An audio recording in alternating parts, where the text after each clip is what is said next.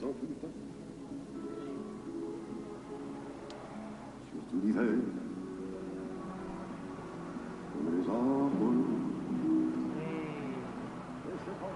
Ça, c'est ton choix pour le marché en musique. T'aimes ça? C'est magnifique. C'est beau, hein? Et pourquoi? Ça commence avec le mois de juin, en plus. Oui, mais pourquoi tu as choisi... Pourquoi tu as l'impression que le marché est plus beau en écoutant Félix Leclerc? Parce que, pour moi, le marché, c'est la terre, c'est nous, c'est nos sources. Et ça vaut autant pour les Italiens, les Marocains, les Québécois. C'est les choses les plus accessibles et les mariages les plus réussis. La musique et la nourriture. Il n'y a aucune barrière avec ça. Alors, pourquoi pas en profiter au marché pour entendre nos traditions, peu importe le pays, notre patrimoine. C'est fou parce que le patrimoine il existe dans la chanson, dans la culture, dans même les édifices, mais il y a aussi dans tout ce qui est légumes, dans les racines. Puis là, on est chez Pascal Palmieri, on est au kiosque numéro 49, ici au marché d'Antalon. Pascal Palmieri, bonjour. Et Pascal, tu as quelque chose, tu as une grande fierté ici, c'est le patrimoine de la tomate. Là, les gens peuvent dire, mais là, que c'est quoi la fête du patrimoine de la tomate? Mais c'est sérieux. C'est très sérieux. C'est très sérieux. Très sérieux. Alors, veux-tu me décrire, m'expliquer comment tu procèdes? C'est quoi pour toi le patrimoine de la tomate? Le patrimoine de la tomate, c'est surtout, on appelle ça des tomates d'héritage. C'est des tomates qui sont transportées de génération en génération. Et bien souvent, c'est toujours la même famille qui transporte des semences.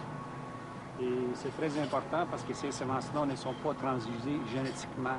Cela veut dire qu'elles ne sont pas améliorées pour qu'elles soient plus résistantes au froid, au changement de température. Elles sont naturelles, puisqu'il y a plus de naturel. Cela veut dire que ces semences-là contiennent beaucoup d'antioxydants. C'est très important pour le corps humain.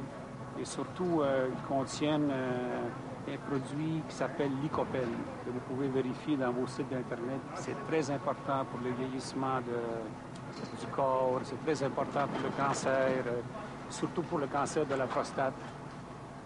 Puis c'est qu'est-ce qu'il y a de plus important dans la vie, je crois. Ce qui fait donc, quand on vient ici, innocemment, on voit des photos de tomates. Ah, c'est des belles tomates. Puis si on s'attarde, puis on pose des questions, je reviens encore sur le kiosque 49, bien là, on peut voir justement le patrimoine, l'héritage. Alors donc, tu as toutes sortes de racines différentes, d'origines différentes.